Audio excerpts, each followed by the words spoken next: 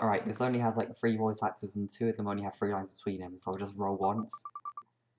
Okay, it looks like I'm doing Rosebot and Dirk, and you're doing narrator. Sorry. It's not too Sorry. long. Am I doing Rosebot as well? No, I'm doing Rosebot and Dirk. Ah, I see. Alright. Wait, is it not? Oh, it actually isn't. Okay. Alright. Elsewhere beyond their horizon, the spaceship tears across the starfield at warp speed. Each dot of distant light stretches to become a sphere, hur hurtling in the opposite direction of the craft faster than any photon ever fired from its surface. The ship was brand new when it departed from Earthsea, and it doesn't look a day older now, even though many hundreds of days have passed. It seems to be built to look somewhat like a shark by a designer who wasn't totally sure how many fins a shark had, nor where exactly to stick them on the beast's body. Inside, a hot iron smooths the Wait, fabric of an elaborate garment. Hmm? hang on, I just want to check the Homestuck squared page. Just see like Oh, the ship's design. Yeah, that's about accurate. wait, hold on, let me go check. Yeah. Wait, Homestuck Yeah, 2. .com slash Okay. story slash 2, the second page. Oh yeah, it kind of does. Yep. Okay, continue.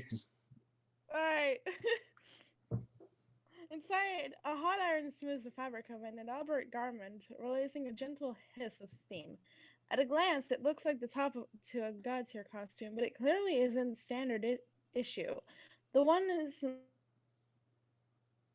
this one is more it's more anime. Sometimes one finds them simply isn't another word that will do to describe some sick gear. More anime, did you say? Yeah. The iron eases the wrinkle out of the iron emblazoned on his chest. A hot pink heart is skated vertically, hollow in one half. A shiny, graceful metal hand puts the iron down, removes the garment from the ironing board, and reaches for the pantaloons. She isn't very even sure how he gets these things so wrinkly. Perhaps it's all the time he spends training in the hypergravity chamber, assuming they've got one of those on board. Then again, there are times when he seems so high strung. He could wrinkle a good anime costume sitting perfectly still in an armchair. She drapes the pantaloons over the board, then pauses to reach for the candy bowl nearby. She doesn't actually need to eat anymore. The entire concept of eating has been unpendant for her. It's not about sustenance or even necessarily about enjoying certain flavors. It's more about staying connected to a vestigial habit, reminding her of the humanity she's been forced to abandon. Not just any kind of candy would cut it. The sensors on her metal tongue are very particular, weaker than taste buds and arranged differently. These would taste like some combination of battery acid and wasabi to human tongue. Ew. But to her flavor, it's mild, exotic, certainly worth snacking on to pass the time. Human teeth wouldn't stand a chance of wrecking these, but hers makes short work of turning the candy into fine gravel. One of her more reckless shipmates Terezi. chipped a tooth trying. Oh God. Chipped a tooth trying one, despite repeated warnings to stay away from the stuff. The iron hits a snag on the pantaloons, putting an awkward crease in the ridiculous, billowing fabric. She curses and puts the iron down. She decides laundry day is officially over. The guy can just wear a wrinkly pair of pants today for all she cares. It's not like he has an audience despite his best effort to behave as if he did all this time. She doesn't really enjoy doing laundry or silly anime ensembles, and she considers herself nobody's maid. It's just that there hasn't been much to do on the ship. It's not like the old days of her long range interstellar travels. That house wait Uh, Halcyon? no idea. period riding meteor across the abyss for years, which with an atmosphere of camaraderie, feelings of optimism, a rewardingly transformative period in everyone's young life. She guesses it's just what things feel like on a long journey when you're older and with a much smaller crew. She turns off the iron, then wanders off a corridor. It's nothing like the meteor in here. Bright futuristic sky in it does build a lovely ship. She has to admit. She turns a corner and her foot kicks something in a stray ruby sliver. The other is about 10 feet away, down the hall. No signs of their owner anywhere. She sighed. She'd sigh, except she doesn't breathe anymore. She doesn't consider herself to be her maid either, but she reaches down to pick up the slipper nonetheless. Terezi, am I right? Huh? It's Terezi. With Oh yeah, jade slippers. Oh, hello. Oh, hi. Huh? How's everyone doing tonight? Well, We're today. recording. Yes. Oh, I'm sorry. It's fine. You can listen What are you in. guys recording? You can listen in, yeah. What are you guys doing? What are you recording? The Homestuck Epilogues Candy Postscript. Oh, I'm gonna run. I'm gonna run fast. Holy sh! That was something. Anyway, so what were you saying? It's Terezi from like jade slippers that Terezi picks up. Oh Yeah. yeah.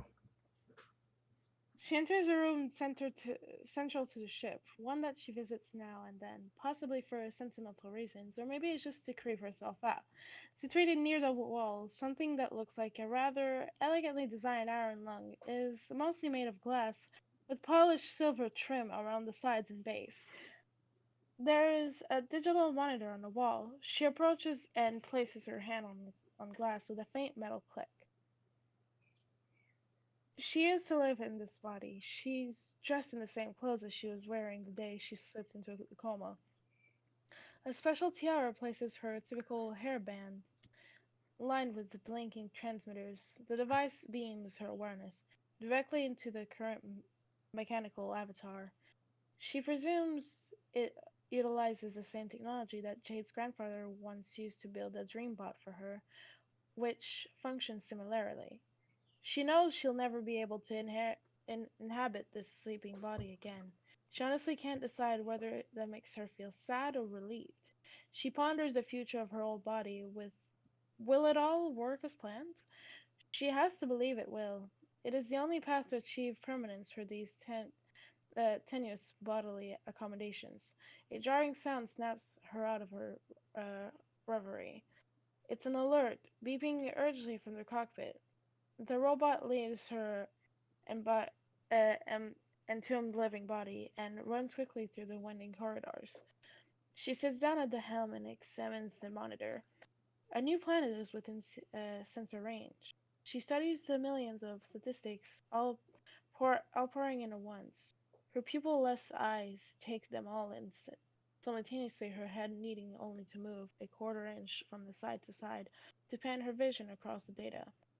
It's an M-class planet, the right size, right age, right distance from the sun. There is no advanced life yet. It is exactly what they've been looking for all these years. Her heart doesn't beat any faster because its pace is regulated by an internal chip. She consciously alternates it anyway. It's been a long time since she had the occasion to feel exhilarated. She missed the sensation of the cold flesh shaker acting out off its own accord. The thoughts in her powerful brain raced. What will they name the planet? How long will it take for the ship to arrive? Once the new race has established an advanced enough civilization, thousands of years from now, who will who will the lucky kids be? The ones who get the chance to play what will arguably be the most important session of the history of Sperm. She holds her thought. They can't wait. There are much to discuss. She taps the button and lowers her head a little closer to a mic on the panel. Dirk. She supplies a courtesy pause, as if waiting for him to reply. He usually doesn't. You're going to want to come see this. Enough time goes by that she begins to wonder if he's asleep, but no. It's just irritated silence of a man who knows he's currently he isn't currently dressed well enough to attend to something important. Are my fucking pantaloons ready yet?